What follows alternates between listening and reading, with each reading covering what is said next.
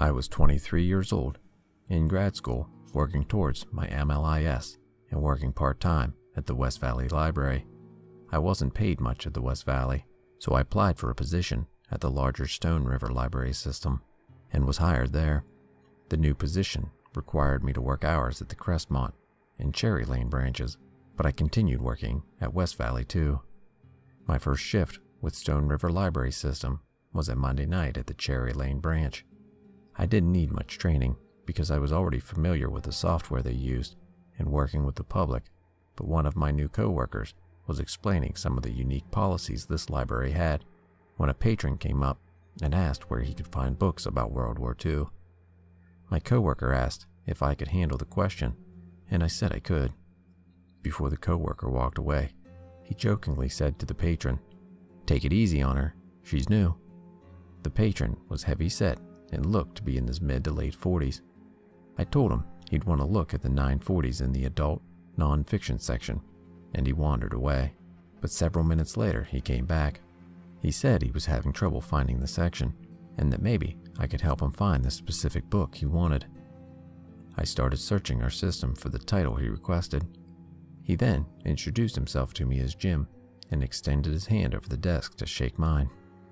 I awkwardly shook his hand and went back to searching for the book. He was acting overly familiar with me, and he was very talkative, telling me all about himself.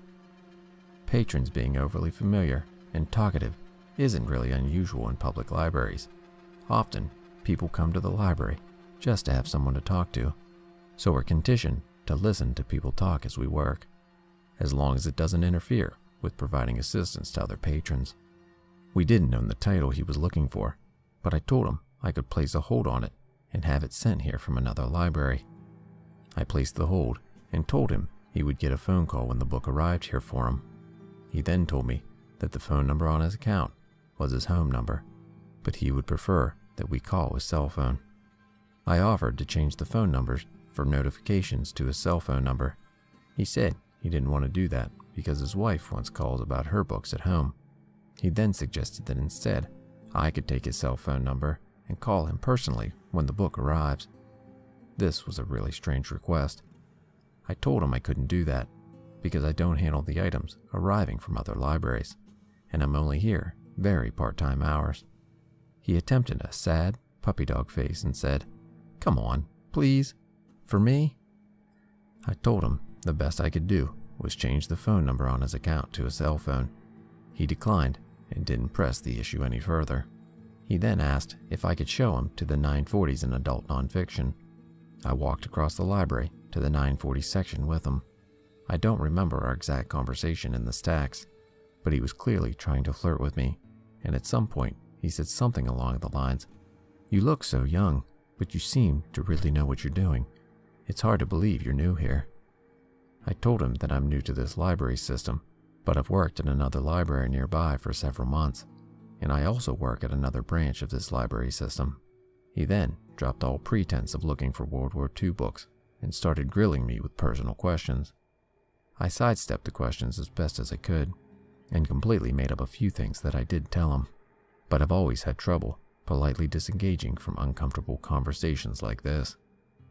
After about 15 minutes, I told him that the library was really busy tonight, and I needed to get back to the circulation desk. As I turned to walk out the aisle, he grabbed my wrist to stop me, held it very tightly, and said, "You should give me your number." I was completely shaken that he had touched me, and I wasn't concerned about being polite anymore. I semi-screamed, "No, I'm not interested," and yanked my arm out of his grasp. I power walked up to the circulation desk and into the staff room, where I then got chewed out from the supervisor on duty for disappearing for almost 20 minutes. By the time my chat with the supervisor was over, Jim had left the library. I quickly went back to the computer where I placed a hold for him, opened the transaction log, and opened his library account from there. I wrote down his card number, his full name, and his address.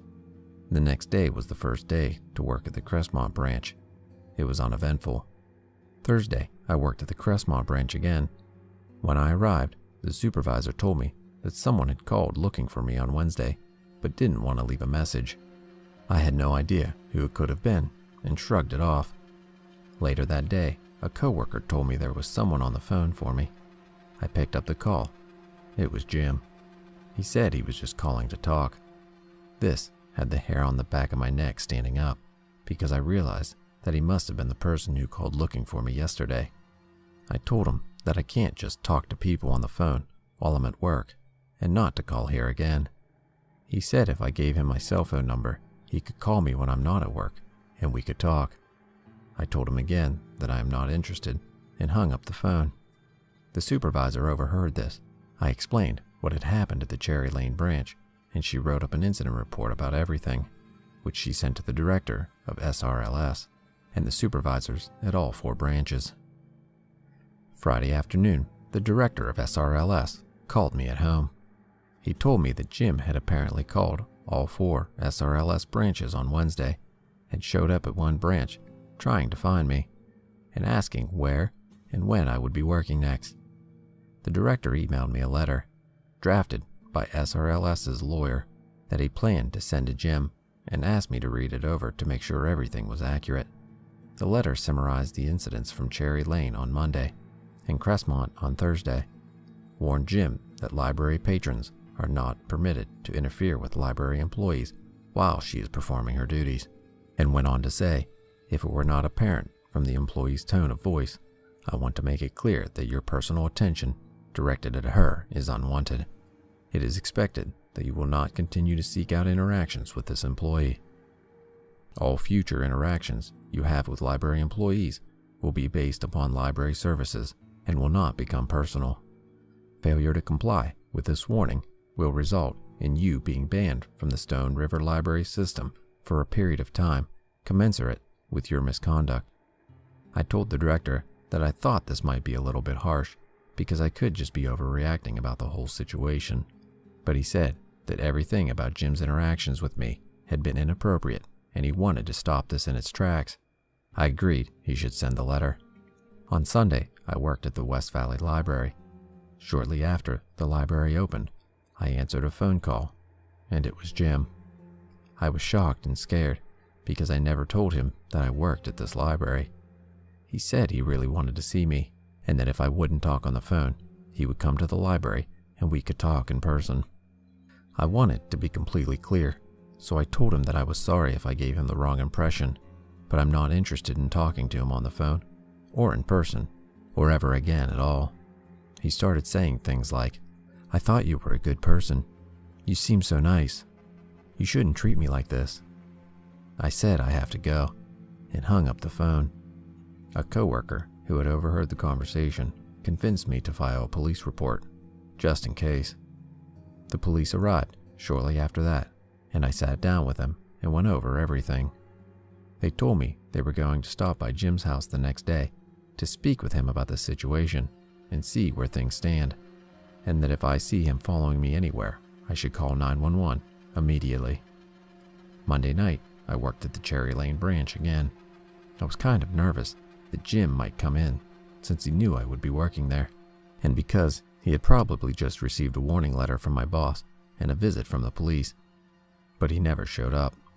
My coworkers and I walked to the staff parking lot together after closing, and as we approached our cars, I saw that my car's hood was popped.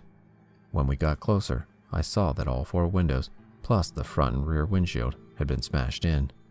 There were also dozens of deep dents to the metal panels, and cracks and holes punched through the bumpers and other plastic sections of my car. Inside, it looked like someone had poured bleach all over the black cloth seats. Before I could even process what I was looking at, my legs stopped supporting me. I collapsed onto the blacktop, and I immediately threw up. This is the first and only time in my life I've experienced actual panic. My coworkers hoisted me back up and half ran, half dragged me back into the library, where they called 911. When the police arrived, I told them about Jim. They located Jim's car several blocks away, and inside it they found empty bleach containers, a hammer, and a full set of his clothing: shoes, socks, pants, underwear, and a shirt and a sweater. When they visited his house, his wife told the police that he was at a local bar watching a football game. The police were never able to locate Jim, and as far as I understand, he never returned to his house or his wife. I didn't stick around to find out though. Over the next 2 days, I quit both of my jobs, dropped out of school, broke my apartment lease, and moved several 100 miles away. But now I carry pepper spray. I'm a black belt in karate, and I don't run from threats anymore. So Jim, let's meet up.